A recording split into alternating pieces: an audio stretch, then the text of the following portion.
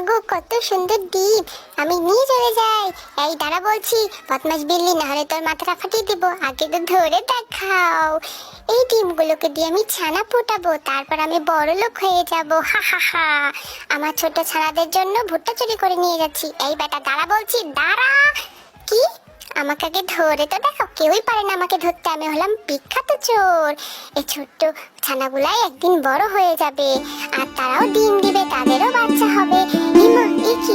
এরা তো আকাশে উঠতে পারে, কত সুন্দর করে আকাশে উড়ে বেড়াচ্ছে। আমারও তো এমন পাখা চাই, কিন্তু আমার তেমন পাখা নাই। হি হি হি হি হি হি। মাথায় একটা দুষ্ট বুদ্ধি এসেছে, এবারে আমি সেটাকে কাজে লাগাবো। এই হাঁস, চল চল, তোদের চামড়াগুলো আমাকে দিয়ে দে। হি হি হি হি। তোদের চামড়া দিয়ে আমি আমার সুন্দর পাখা বানাবো। এই তোমার সুন্দর পাখা, এখন আমি আকাশে উড়ে বেড়াবো। আকাশে বাতাসে চল, সাথে উড়ে চল, হাই হা।